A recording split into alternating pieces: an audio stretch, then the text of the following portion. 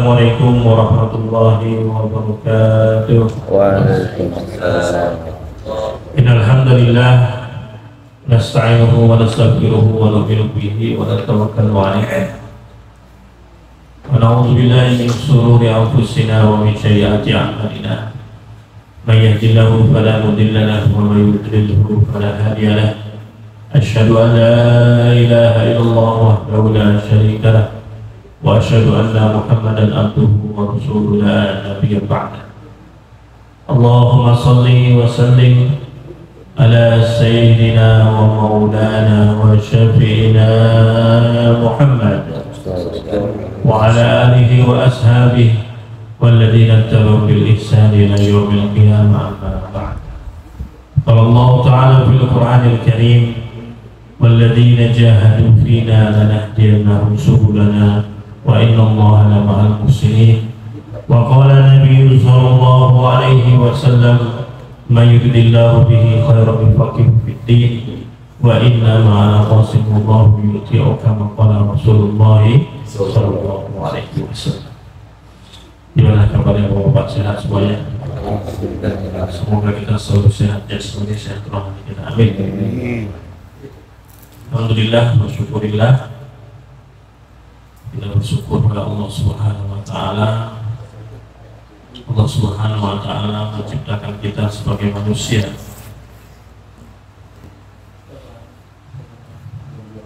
yang mana penciptaan manusia ini adalah penciptaan yang sempurna, yang terbaik.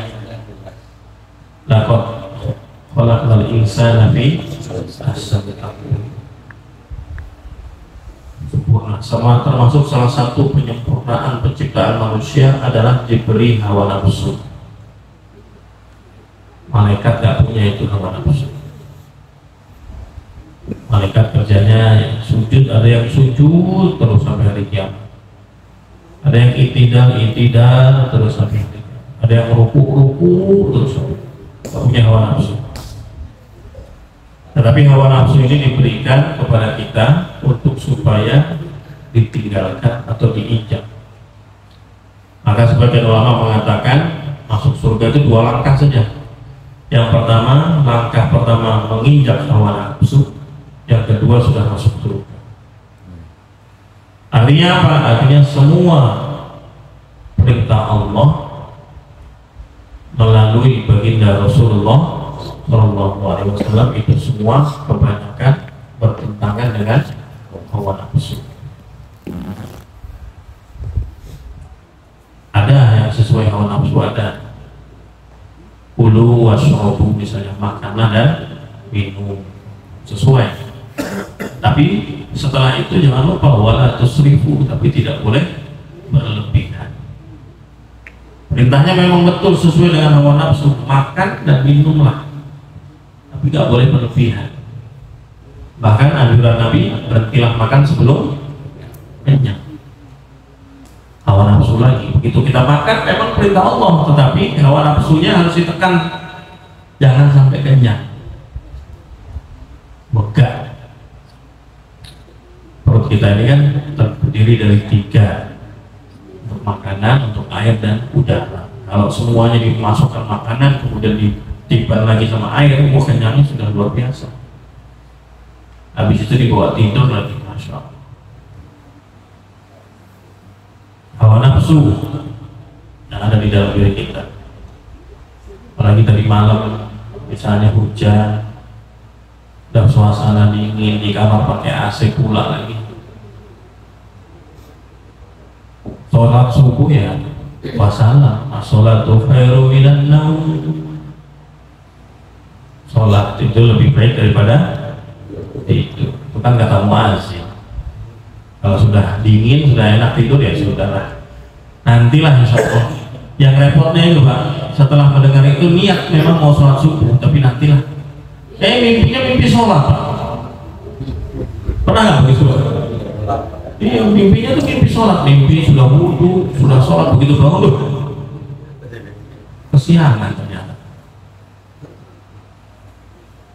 Memang harus diinjak hawa nafsunya, apalagi mau isi koma tahajud, lebih lagi harus ditingkatkan lagi untuk nginjak hawa nafsunya lagi. Orang setengah-tengah tidur, orang lagi tidur, lagi nyenyak, kok kita bangun menyembah Allah. Wah, ini luar biasa. Nangis. Nah, waktu itulah silakan sholatnya panjang-panjang. Jangan terbalik, giliran sholat di depan umum, suratnya panjang-panjang. Giliran sholat sendiri, suratnya pendek-pendek.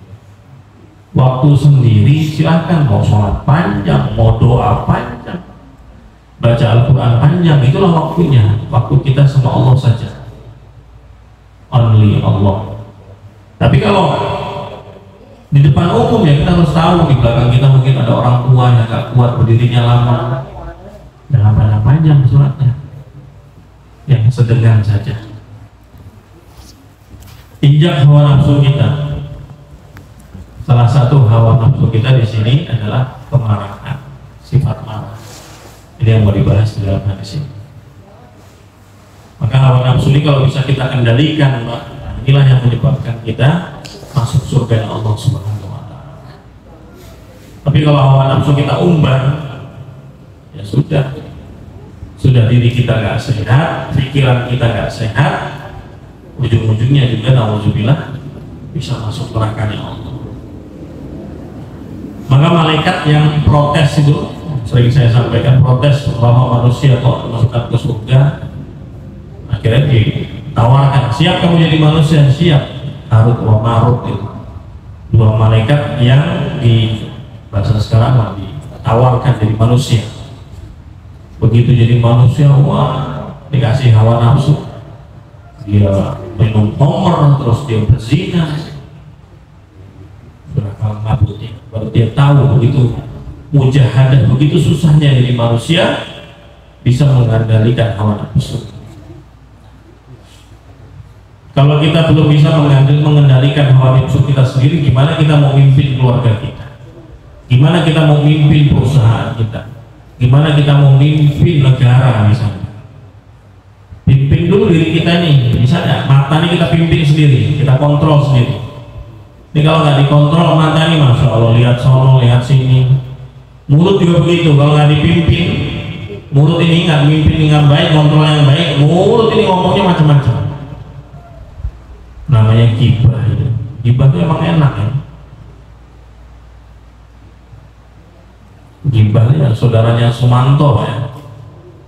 Makan daging orang Islam lagi kata Nabi.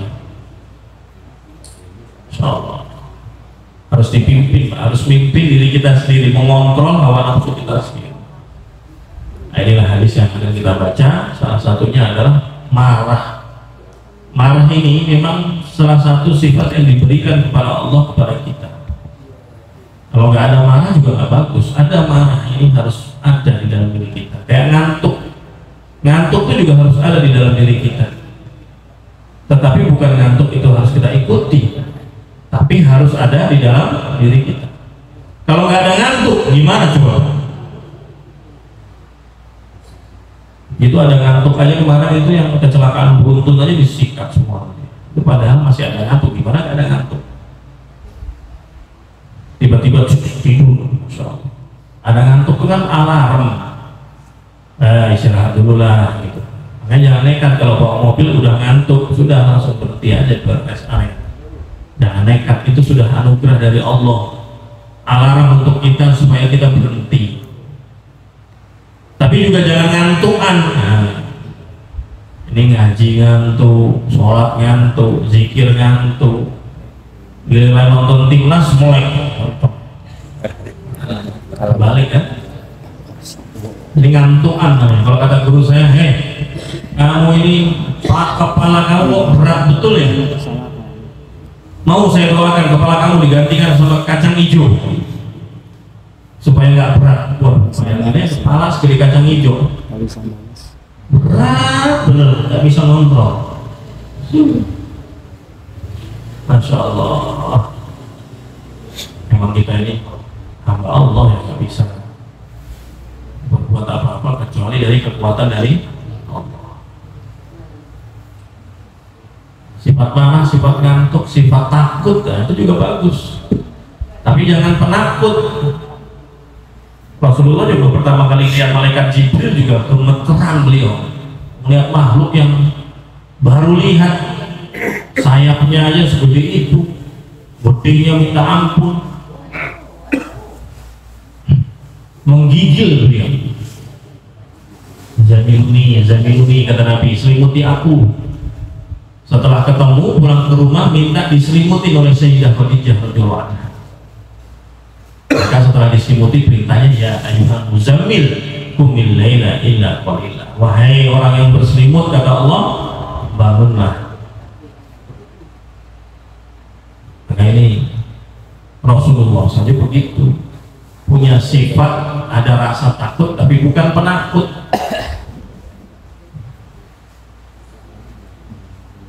Kalau di pinggir jalan, di tengah jalan kok merinding-merinding, agak-agak takut, ya itu bagus, ada sifat takut. Tapi jangan penakut, jangan penakut. Soalnya ini jin di negeri kita ini kan penampakannya banyak macam-macam modelnya. Tapi alhamdulillah kalau nggak pernah lihat, Pak. Kalau sudah pernah lihat, itu kebanyakan cuma halusinasi kita saja. Tapi kalau pernah lihat betul-betul nyata, ya mudah-mudahan itu tidak menjadi satu keburukan untuk diri kita. Intinya apa? Tidak satu kemuliaan orang bisa melihat jin, itu nggak satu kemuliaan, bukan satu derajat. Orang bisa melihat jin itu bukan satu derajat. Apalagi sekarang orang ngaku indigo itu kadang-kadang kebablasan, itu pura-pura. Maka sifat-sifat yang diberikan oleh Allah Subhanahu wa Ta'ala kepada kita seorang manusia ini harus kita syukuri, tapi jangan israf, jangan berlebihan. Apa saja yang berlebihan pasti mudarat. Maka perintah Nabi, khairul umur awsatuha, sebaik-baik perkara itu adalah yang menengah. Jangan terlalu tinggi-tinggi amat, jangan juga terlalu rendah-rendah amat, tapi menengah aja, standar.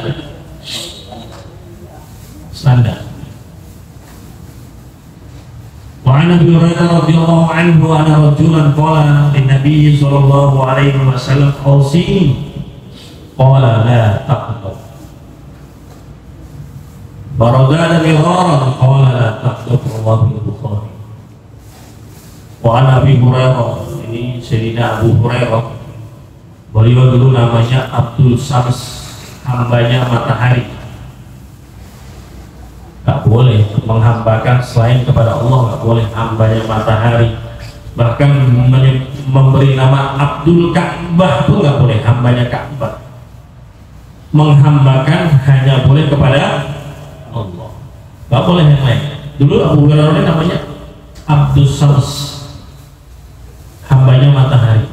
Kemudian diganti oleh Rasulullah SAW menjadi Abdurrahman.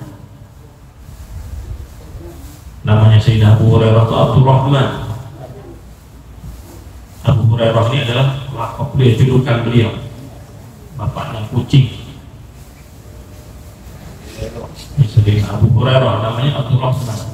Makanya sunnah nama-nama kita yang kok belum pas, sunnah diganti. Itu sunnah, nama hijrah kalau buat orang Indonesia bilang nama hijrah. Karena kita kan kadang-kadang masih pakai sistem-sistem dulu, Pak ya. Misalnya orang Jawa kalau lahir di hari Legi, laki-laki namanya Legiman, Legi. Apalagi misalnya hari apalagi itu biasanya Jawa Legi, terus Waki, nah, jadi Wakiman, Gajah Mada dulu kan. Nah, yang nama-nama kita belum pas, namanya Michael Jackson, kan? Terlalu keren.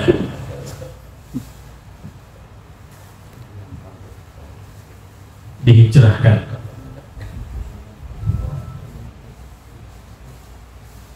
Ini Sayyidina Abu Hurairah radhiyallahu anhu, beliau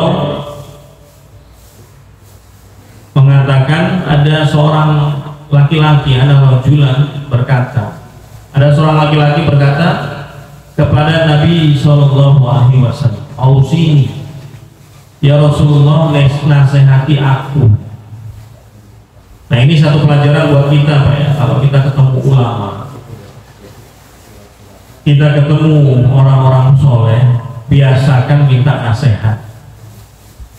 Biasakan diri kita tuh kalau di depan ulama, kita kosongkan ilmu kita, kita kosongkan hati kita, supaya wadah kita ini kosong, siap menerima nasihat dari beliau.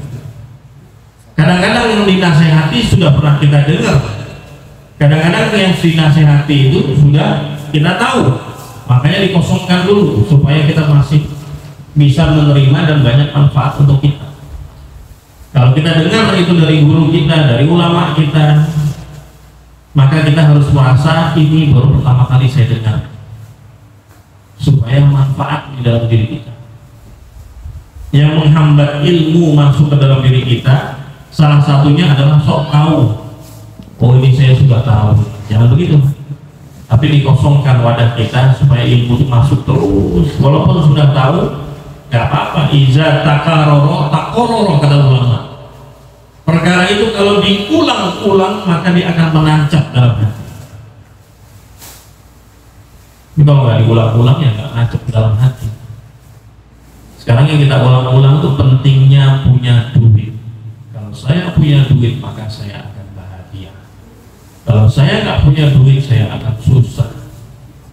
Maka saya harus cari duit. Kalau saya tidak punya duit nanti hidup saya susah. Makanya kalau nggak punya duit takutnya minta ampun, karena yang diulang-ulang hari-hari itu, yang dicari hari-hari itu. Bukan tidak boleh, tapi bahaya kalau terlalu masuk ke dalam hati. Maka harus ada yang lain diulang-ulang, zikir, sholawat, baca Al-Quran. Yang lain tetap dilaksanakan, tetapi harus diiringi dengan amalan-amalan yang dianjurkan oleh baginda Nabi Muhammad SAW. Ini minta nasihat penting nih Pak. Ini kadang-kadang kan kalau orang dulu ketemu ulama tuh, kiai saya minta nasihatnya. Setelah minta nasihatnya saya minta amalannya kiai. Ini dulu. Nah, sekarang ini kebanyakan kalau ada kiai langsung disiapkan duit amplop, kiai saya mau ada hajat ini. Doakan saya kiai, kasih ampun. Itu kasarnya Pak. Kasarnya kita bayar kiai biar kiai buat amalan doain kita. Gitu sebenarnya. Tapi yang pantas, yang adab adalah kita sendiri minta amalan, supaya amalan itu kita amalkan sendiri. Kayak orang di ruqyah Pak. Mau di ruqyah gimana juga, kalau dia nggak meruqyah diri dia sendiri, dia nggak ada islah, nggak ada perbaikan diri, tetap aja datang itu jin lagi ada ustadznya ya sembuh. Tapi begitu ustadznya pergi datang lagi ya. Makanya yang terbaik itu ruqyah sendiri, baca ayat kursi setiap habis sholat. Setiap habis sholat biasakan baca ayat kursi. Barang siapa kata Nabi yang membaca ayat kursi setiap ba'da sholat, maka tidak ada penghalang bagi dia dengan surga kecuali kematian. Ini hadis Nabi, bukan dari kiai amalannya, dari Nabi. Baca ayat kursi setelah sholat. Kalau imamnya nggak baca sendiri. Tidak ada penghalang dia dengan surga kecuali kematian. Maksudnya apa? Begitu dia mati langsung masuk surga. Orang-orang yang istiqomah membaca ayat kursi setiap ba'da sholat. Penting. Apalagi juga selain itu untuk penjagaan. Ya, kita ini perlu Pak dijaga dengan perkara-perkara yang goib juga. Dengan amalan-amalan itu kita nggak tahu. Nah, ini minta wasiat. Dan begitu juga kita Pak, kalau kita sebagai orang tua, ada orang minta wasiat, intinya saling menasehati. Bahkan para sahabat itu kadang-kadang antara tiang dengan tiang mereka saling menasihati. Ketemu lagi dengan sahabat, mereka mengatakan wal asri innal insana lafi khusr illa alladziina amanu wa 'amilus shalihat wa tawassaw bil haqqi wa tawassaw bis sabr. Membaca surat itu saling menasihati antara sahabat, walaupun hanya dipisah dengan satu tiang. Ketemu lagi, nasihat. Yang repot adalah nggak mau dinasehati. Begitu dinasehati, apa dia bilang? Nih kemarin ada keponakan saya di Depok. Begitu dinasehati sama orang tuanya, apa dia bilang? Saya nggak butuh nasihat sekarang, saya butuh uang sekarang. Masya Allah. Nasihat itu lebih mahal daripada uang. Apa nasihat Nabi kepada beliau? Qala Rasulullah bersabda, la taqdo, janganlah kamu marah. Faradana miraran, orang itu minta berkali-kali, apalagi ya Rasulullah? Qala Rasulullah sallallahu alaihi wasallam bersabda tadi, la taqdo. Apalagi ya Rasulullah? La taqdo, berkali-kali. Faradana miraran, tetap disampaikan oleh Nabi, jangan marah, janganlah kamu marah. Ini sifat manusia yang diberikan kepada kita, tetapi untuk dikontrol. Marah dalam Islam bukan berarti dihilangkan, tapi marah dalam Islam harus ditempatkan pada tempat yang pas. Jangan udah hijrah, sudah ke masjid, terus dulu Masya Allah jawara, dulu Masya Allah pendekar, ditakuti orang. Sayyidina Umar juga begitu. Begitu sudah hijrah bukan berarti habis itu loyo ngempeng, enggak. Tetap harus marah apabila marahnya bisa dikontrol. Kalau agama sudah dihina, dia paling maju paling depan marah. Nabi nggak pernah marah. Nabi melihat banyak pemuda, banyak orang-orang tidak sholat berjamaah di masjid, Nabi marah. Menyampaikan andaikan diperbolehkan, andaikan akan aku kumpulkan kayu bakar, akan aku bakar rumah-rumah orang yang sholat berjamaah, orang yang tidak sholat berjamaah di masjid. Ini sabda Nabi mau membakar orang-orang yang sholatnya tidak di masjid. Kira-kira Nabi nadanya marah apa lembek? Ini yang nggak berjamaah nih, saya ingin seolah-olah ingin mengumpulkan kayu, ngomongnya lembek gitu, saya mengumpulkan kayu terus saya mau bakar rumah-rumahnya. Nggak mungkin begitu. Nabi pasti dengan nada yang marah. Ini saking bahayanya. Bukan berarti kemudian Nabi bakar, tidak, tapi ini sahabat ngerti berarti marah betul. Orang Nabi ini melihat orang kok tidak berjamaah tanpa uzur, kecuali uzur ya. Uzurnya apa Ustaz? Saya sholat subuh nggak berjamaah, uzurnya ketiduran Ustaz. Ketiduran sama tiduran itu beda. Ya, udah bangun tapi ditidurin lagi, itu bukan ketiduran lagi namanya. Kebablasan ya. Ini sholat berjamaah penting betul, kecuali lagi jalan, safar ya tetap diusahakan berjamaah. Hari musola, hari masjid.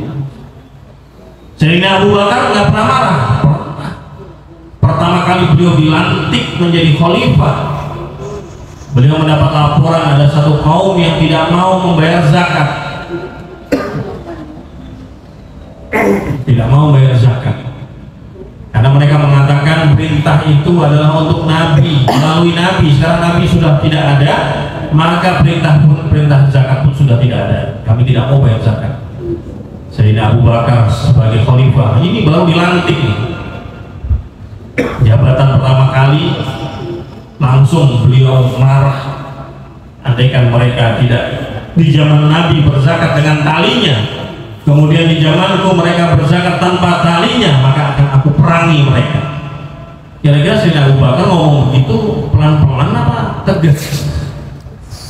Masih tegas. Masalah andaikan mereka dulu, nggak mungkin begitu. Apalagi orang Arab, kita sudah tahu sendiri.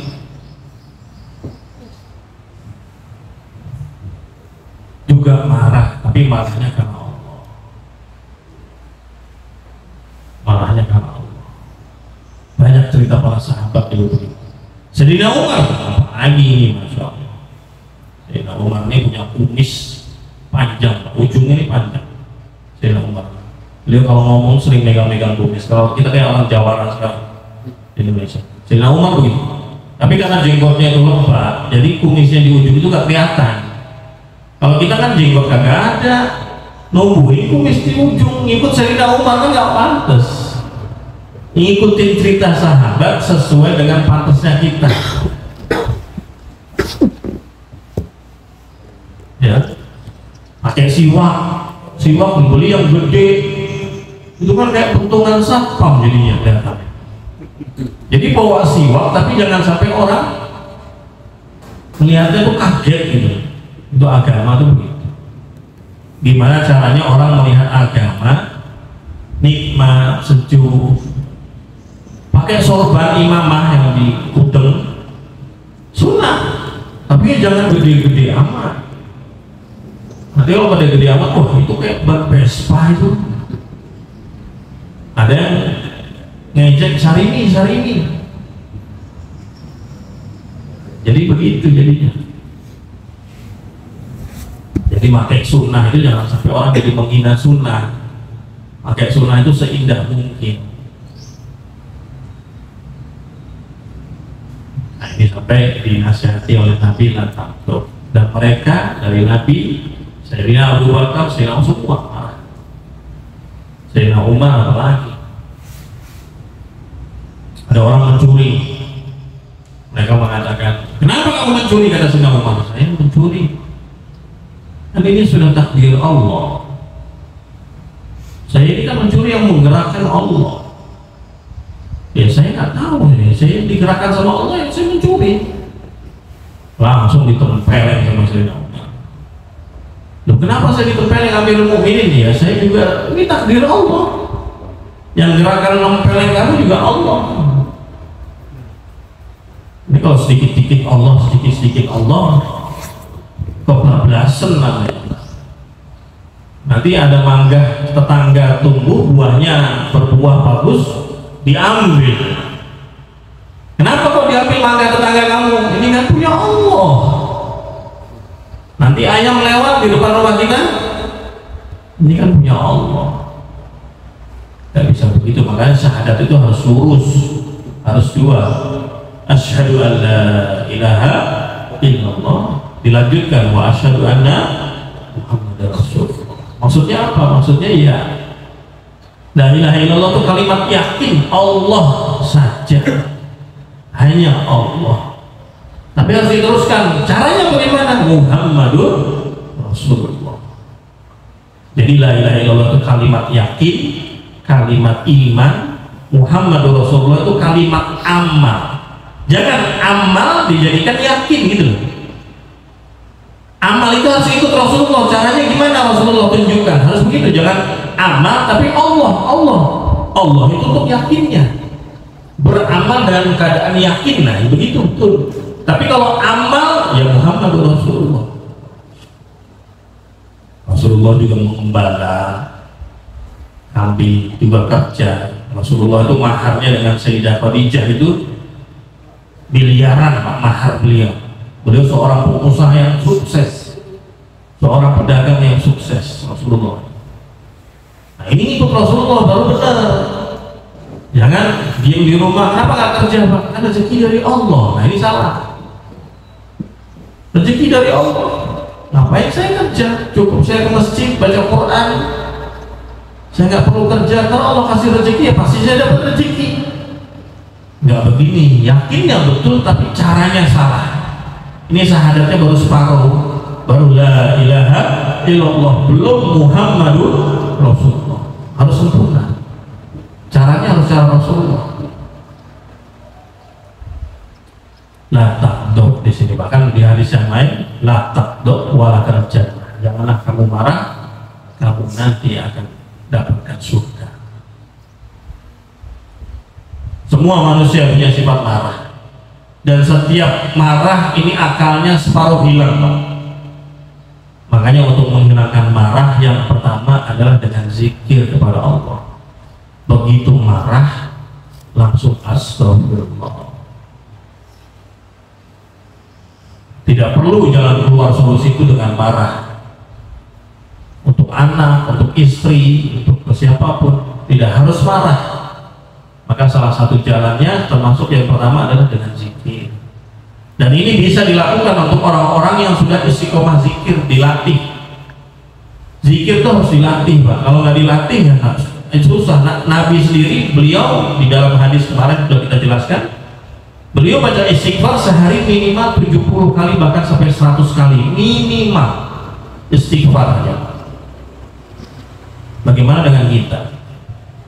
Sholawatnya berapa kali? Zikirnya berapa kali? Subhanallah, walhamdulillah, wala ilaha illallah, Allahu akbar.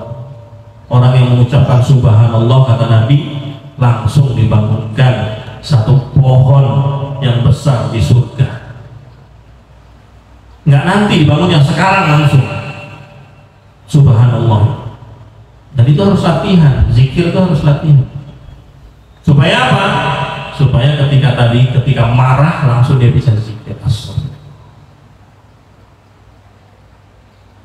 Kalau enggak nanti bahaya. Sekarang orang latah aneh ini, masya Allah, bahaya itu. Nanti kalau malaikat Israel datang kan ngagetin, kan kacau.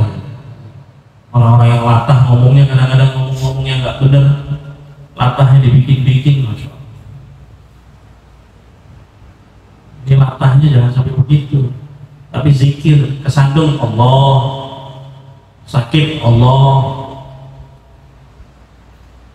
jangan aduh.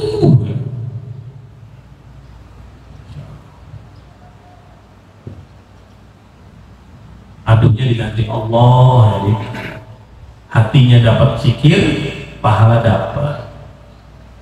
Nah, orang yang marah pertama zikir, yang kedua diingatkan sama saudaranya, saudara. Karena orang lagi marah ini kan lupa, dia hilang akal, separuh akalnya hilang, lupa. Kita sebagai temannya harus diingatkan, Ustaz, jangan marah. Dan kita harus siap dinasehati. Latak, astagfirullah. Nah, namanya manusia ini kan manusia. Tempatnya lupa, manusia ini tempatnya lupa. Kalau meningkat lagi lupanya jadi amnesia. Manusia jadi amnesia, lupa, pikun nanti lama. Salah satu mengobati supaya tua nggak pikun, rajin baca Al-Quran. Al-Quran dibaca dari muda, insya Allah tuanya nggak pikun, insya Allah. Manusia tempatnya lupa. Ketika dia lupa, dengan hadis ini diingetin, Ustaz, Bang, jangan marah. Astagfirullah. Zikir sudah, diingetin sudah, masih marah juga. Cara yang ketiga adalah dengan merubah posisi. Nah, ini terapi dari Nabi langsung nih. Cara yang diajarkan oleh baginda dari Muhammad SAW.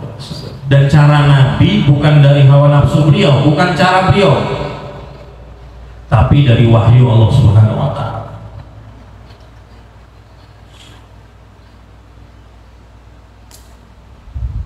Lagi berdiri marahnya, cepat. Kursi mana kursi?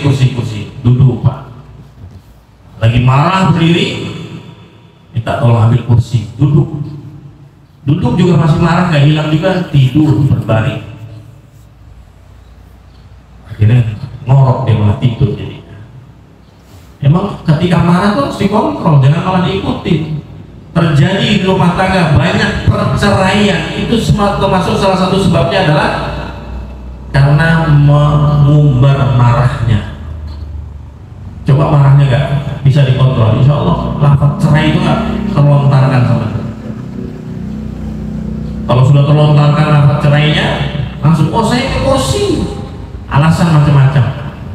Saya emosi, saya nggak terkontrol, masya Allah. Ini sudah alasan, hati-hati loh.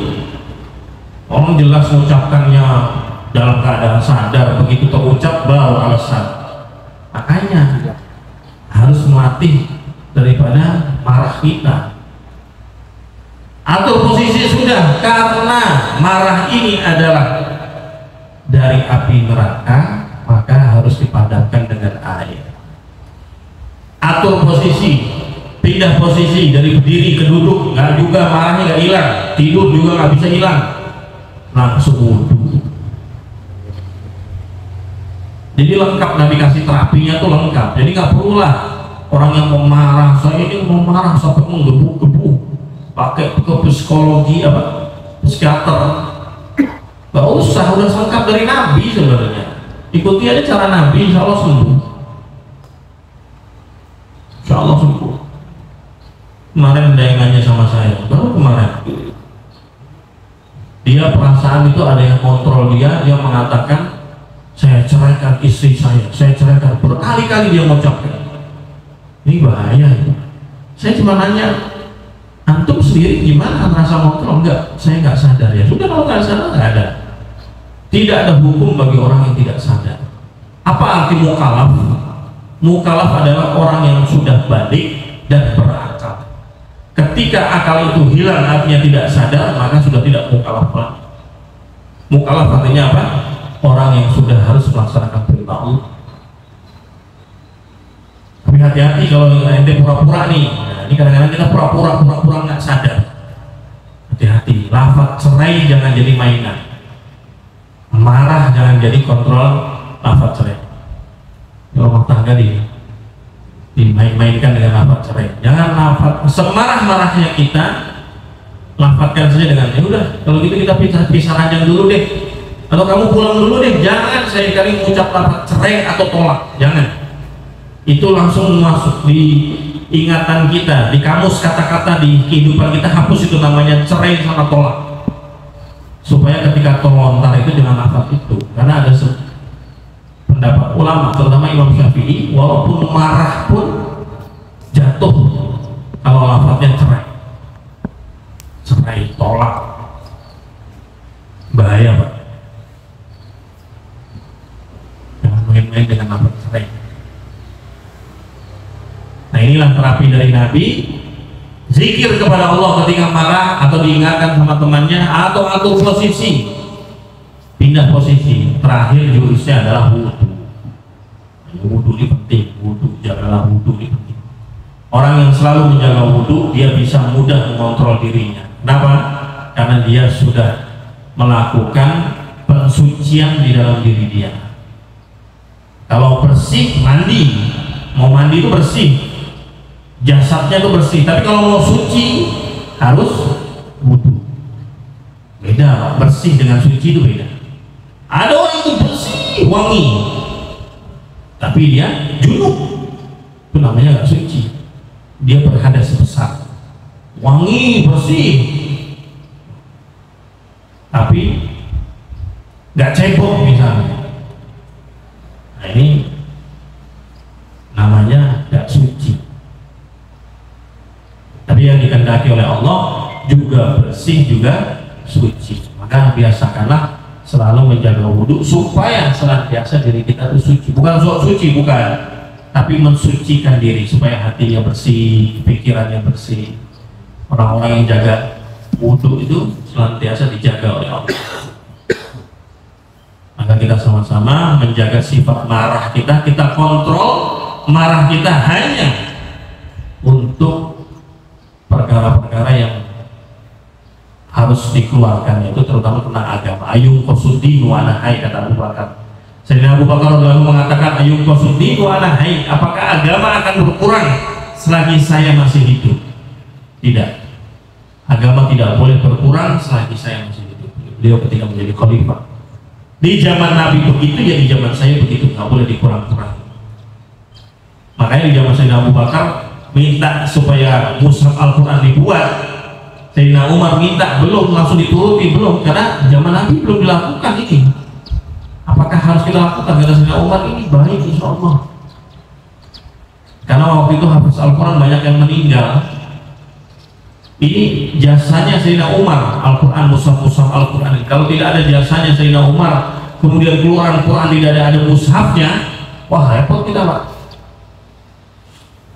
Baca Al-Quran gimana? Semuanya yang dari hafiz Quran aja, akhirnya lama-lama hilang. Dikontrol marahnya hanya karena Allah. Bughdu fillah wa hubbu fillah. Cinta karena Allah dan marah juga karena Allah. Selain itu, kontrol marahnya jangan sampai marah. Tapi kalau agama sudah dihina, Al-Quran sudah dihina, Nabi sudah dihina, kok nggak marah? Nah ini ya salah. Kita harus saf paling depan, ikut memperjuangkan itu. Minimal di waktu malam kita doa menangis pada Allah, mendoakan itu. Allah. Monggo silakan kalau ada yang mau tanya sebelum itu. Ya.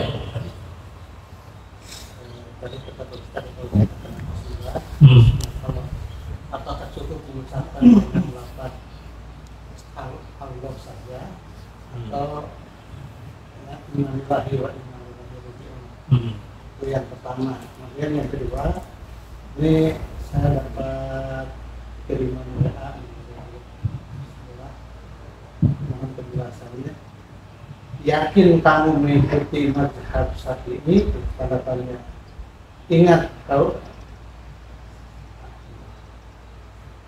Imam Syafi'i tidak tahlilan, tidak yasinan, tidak maulidan, tidak membangun kuburan, tidak mencukur jenggot, tidak zikir berjamaah, tidak baca Al-Quran di kuburan, pahalanya tidak sampai ke mayit, mengharamkan musik. Kalau ada orang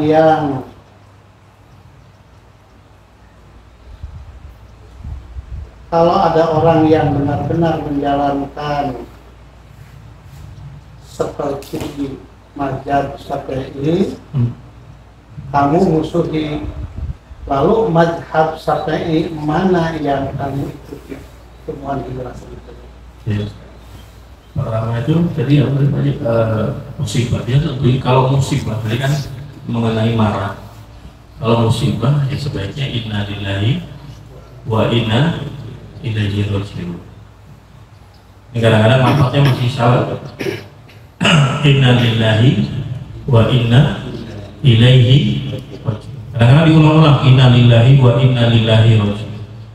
Inna lillahi wa inna ilaihi raji'un. Mengembalikan kepada Allah. Ini kalau dapat musibah lebih bagus begitu, karena mengembalikan dirinya kepada Allah, sungguhnya akan kembali kepada Allah. Mengenai mazhab Imam Syafi'i, ya itu menurut pendapat yang menyampaikan itu. Tapi Imam Syafi'i yang kita pelajari ya tidak seperti itu. Tidak. Intinya begitu Pak. Artinya ya kalau mau menghujat orang misalnya, diambil yang ini diambil ini untuk menghujat seseorang, bisa saja begitu, tapi tidak secara global dia tahu ilmu Imam Syafi'i. Ya artinya akhirnya bersibuk berdialog atau berdebat untuk hal-hal itu gitu. Tidak bermanfaat nanti jadinya. Ya kalau sudah punya satu pegangan yang betul-betul ada gurunya, pegang aja terus, insya Allah. Selagi dia yakin gurunya bisa dipegang, gurunya bagus, amalannya bagus, ikuti aja insya Allah. Kecuali yang memang sudah keluar dari Islam seperti Syiah ini kan memang sudah keluar dari Islam. Ngeri sekarang di sosmed, coba lihat tuh Pak, ini sudah mau haram kali ya. Itu rata-rata di sosmed keluarnya Syiah. Itu yang pakai pisau-pisau tuh, punggungnya pada berdarah, itu sampai mati mereka kadang-kadang. Tapi yang celakanya itu yang kaya-kaya boleh bayar tuh. Jadi yang kaya boleh bayar orang untuk gituin dia, bukan dia yang menyiksa diri.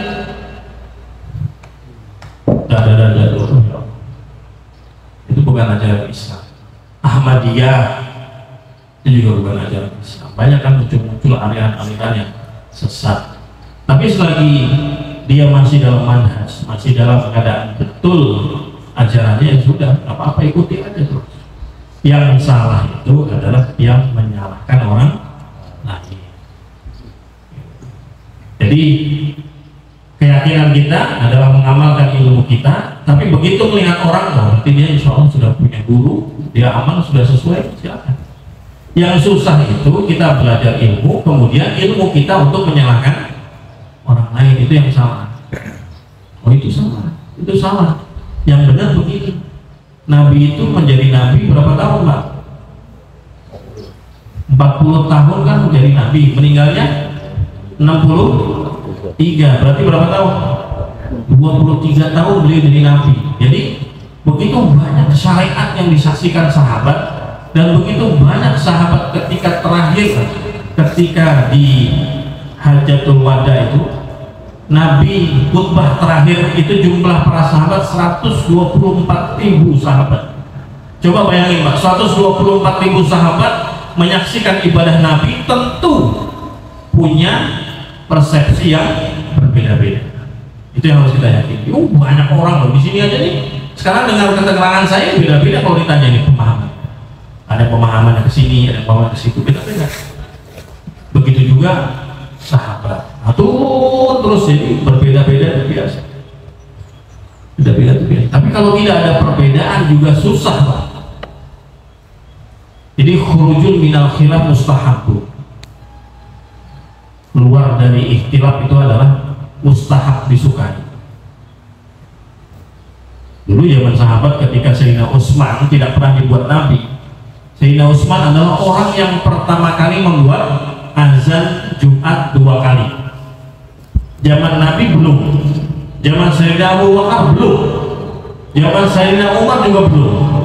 Zaman Sayyidina Utsman baru dimulai azan yang Jumat 2 kali. Dan dibuat sampai sekarang di Mekah dan Madinah. Terus yang buat azan nggak 2 kali ya nggak apa-apa, nggak usah dihujat juga. Azannya cuma sekali, nggak apa-apa. Sayyidina Utsman kenapa kok buat 2 kali? Itu sahabat-sahabat yang besar, sahabat-sahabat senior masih banyak yang hidup, dan mereka nggak mau perdebat Sayyidina Utsman. Ya sudah, mereka yakin apa yang dibuat Sayyidina Utsman. Kenapa? Karena waktu itu orang Islam sudah mulai banyak. Kalau dibuat azan sekali itu yang di pelosok-pelosok itu datang, akhirnya nggak tahu kalau sudah mulai sholat. Tapi azan pertama dikumandangkan adalah kode bahwa sudah masuk waktu sholat, sehingga mereka datang. Azan kedua baru sudah kumpul semuanya. Jadi khilafiyah itu dari dulu sudah biasa.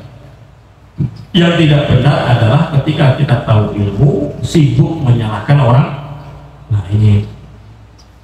Gitu. Jadi ya sebagian kata-kata beliau tadi itu betul, tapi tidak semuanya betul. Begitu juga orang yang sudah belajar ilmu yang ini, kadang-kadang kita mau perdebat, sebagian kata-kata kita betul, tapi dia belajar nggak begitu kok. Ada lagi? Ya. Tadi kan bicara tentang marah gitu ya, kan Rasul kadang ada marah, kadang ada sabar, yang mungkin agak sering dicampur adukan dalam kondisi sekarang kan, kapan secara syariat atau secara Islam itu batasan marah sama batasan sabar, kapan kita harus marah. Tadi kan Ustaz bilang kalau agama dihina, Allah dihina, Rasul dihina, itu kan marah. Cuma kadang ada juga banyak yang komentar kan, Allah nggak perlu kita bela, kan Allah maha kuasa dan seterusnya. Nah itu gimana Ustaz? Kapan kita batasan marah, kapan batasan sabar, sama kalaupun misalkan itu dihina, nah batasan marahnya kita itu sampai mana gitu? Iya, ada kata-kata Allah tidak perlu dibela, itu kan sekarang ini ya itulah muncul sedikit perdebatan, akhirnya lafadznya tidak pas gitu. Kayak kemarin itu calon kemarin tuh wali kota ya, gubernur ya, yang Jakarta ngomong janda itu gubernur ya, itu kebablasan kan. Jadi sebenarnya batasannya ya memang agama diinjak, Al-Quran dibakar, agama ini dihina, ya kita harus marah. Kalau di dalam skop keluarga kita agama dilalaikan, ya kita harus marah. Tapi marahnya kan ada porsi-porsinya. Karena kita nggak sholat, masa terus kita sabar? Nggak bisa. harus tegas, terutama anak-anak kita yang sudah besar. Istri kita nggak berhijab, ya marahnya ada porsinya. Istri kita harus diajak sampai hari kiamat, sampai kita mati atau dia yang mati. Jangan kita terus, dia nggak mau pakai hijab, Ustaz, udah biarin aja lah. Nggak bisa begitu. Suami punya tanggung jawab penuh sampai akhirat. Terus dia nggak mau, ya nggak apa-apa, ajak aja terus. Ya kadang-kadang harus dengan hikmah, kadang-kadang juga harus dengan sistem marah tapi ada porsinya. Jangan juga marah-marah betul. Intinya marahnya itu ya batasannya bukan untuk pribadi.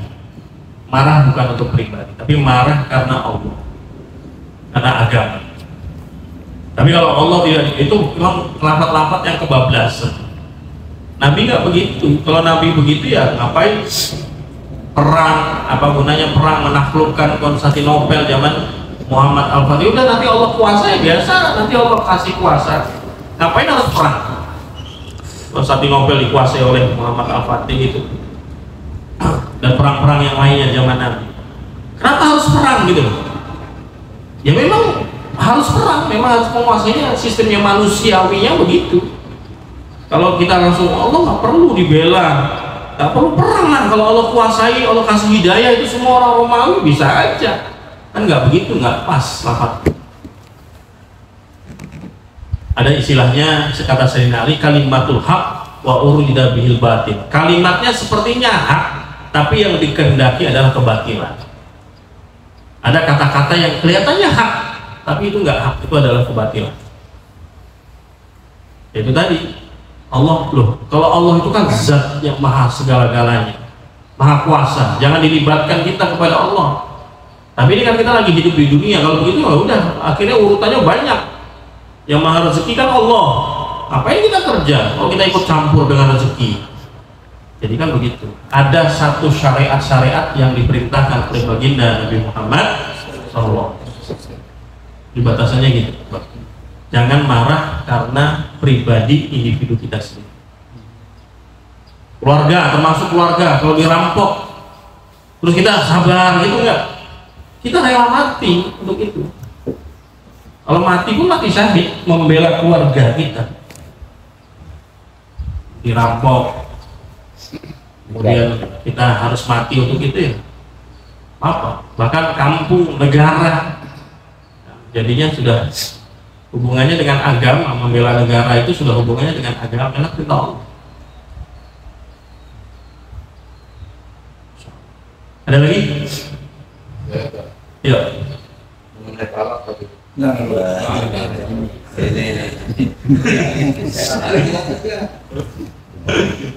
Ini kan gak ada parasa. Lalu dia berucap talak, buat talak lu. Iya. Nah tapi setelah itu dia sadar, dia minta maaf sama istrinya. Apakah itu dimaksud talak? Nah istrinya memaafkan juga. Istrinya memaksa. Maafkan. Oh maafkan. Yang kedua ada orang yang kayak tadi. Jadi talak, mau pakai surat. Dia nggak berucap, itu gimana? Namanya tolak mu'alaq, tolak yang digantung. Yang pertama, kalau menurut mazhab Imam Syafi'i, tolak dalam keadaan marah, tolak dalam, kalau lafadznya tolak, cerai, itu jatuh. Dan saya pakai itu. Kalau mau pakai yang lain, pendapat yang lain, saya tidak balik fatwakan. Silahkan pakai cara, tanya dengan ustadz yang lain. Karena ada nih, ke rumah saya ini nyata, bukan cerita orang. Ke rumah saya, saat saya kemarin habis nyerahin istri saya, berapa kali marah saya terus tolak 3 kali, 3 kali ya, lafaz cerainya sudah antum tolak 3 kali. Iya, sadar, tapi saya kan emosi. Saya lihat nih Pak, maaf ya, saya lihat itu lehernya merah-merah Pak, bener ini. Saya lihat deh, ente habis datengin istri antum yang antum tolak kemarin ya? Iya tapi terus antum mau cari pembelaan lewat aneh? Enggak ada. Serius apa enggak? Ente yang enak nanti di akhirat ada yang menghadap Allah.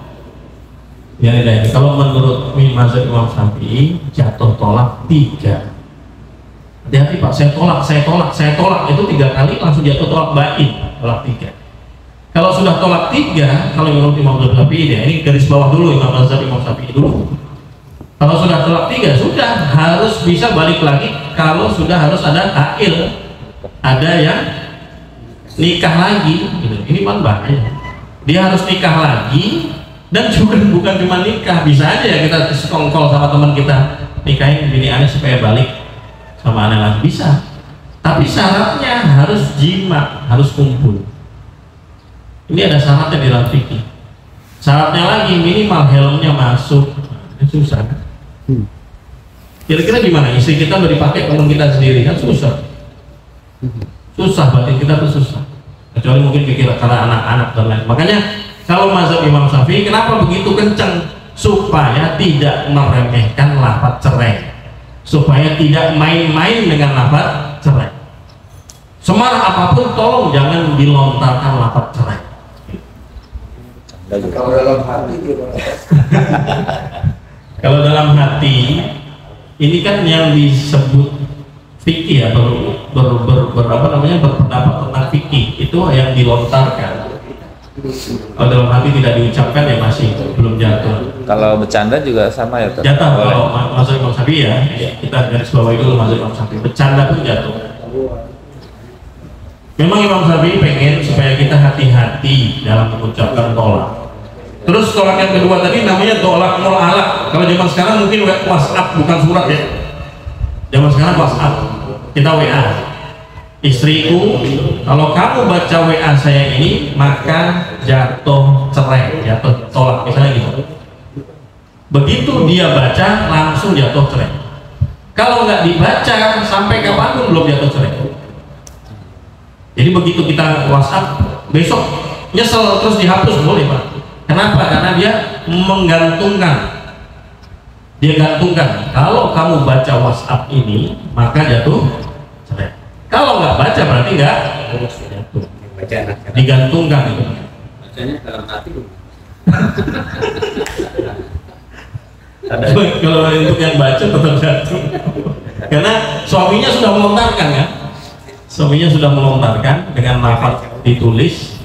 Begitu istrinya baca. Tapi kalau mazhab yang lain ada keringanan-keringanan, marah, emosi, bercanda, itu berarti tidak niat begitu. Terserah, kalau yang itu saya tidak fatwa, saya tidak ikut-ikutan. Yang saya pelajari belum cerai, belum lah. Aman. Mau kawin lagi. aman. Kemarin teman saya itu sampai bilang itu saya ngomong udah lama. Katanya saya ngomongnya itu yang tadi nggak sadar tadi itu ngomongnya cerai itu 3 kali udah lama. Tapi was-was tak. Jadi ini anak saya yang satu nih, ini was-was nih, ini anak zina bukan gitu. Saya bilang astagfirullah jangan begitu. Sekarang di luar sono itu banyak orang yang zina Pak. Di luar sana banyak orang zina. Terus apakah mereka harus kita rajam semua? Kan gitu. Kalau secara hukum fikih kan harusnya kita rajam semua itu. Kita kumpulin terus kita timpukin kan gitu. Kalau mau menegakkan hukum Allah, tapi nggak begitu juga. Allah Maha Pengampun. Kalau Bapak ketika itu memang ragu-ragu, kemudian ada mazhab yang lain mendapat, ya sudah yakin aja, jangan sampai anak jadi anak zina begitu. Allah juga Maha Pengampun. Itulah hukum fikih. Hukum fikih itu masih ada pendapat-pendapat yang lain, ya ikuti aja selagi dia masih bisa dari ulama. Makanya perbedaan pendapat itu rahmat. Kalau nggak ada perbedaan pendapat, ya dia itu tadi kalau pendapat Jepang dipakai Imam Syafi'i ya kacau semua kan jadi. Maksudnya yang emosional gimana? Tapi ada pendapat yang lain bisa diikuti. Jadi perbedaan pendapat itu adalah rahmat. Rahmat untuk kita. Undangan. Enggak kembali mana lagi? Undangan rujuk ya. Undangan rujuk. Dan rujuk itu nggak perlu kalau selagi belum selesai masa iddah ya. Cukup kita datangi, udah itu sudah rujuk lah, sudah kembali. Nggak perlu acara apa. Tapi kalau sudah masa iddahnya sudah habis, ya harus nikah lagi. Jadi jangan sampai selesai masa iddah baru rujuk. Itu ngambeknya kelamaan itu. Ngambeknya kelamaan. Aman Pak ya? Ada lagi? Cukup? Cukup Pak. Semoga Allah Subhanahu wa taala terima ngaji kita.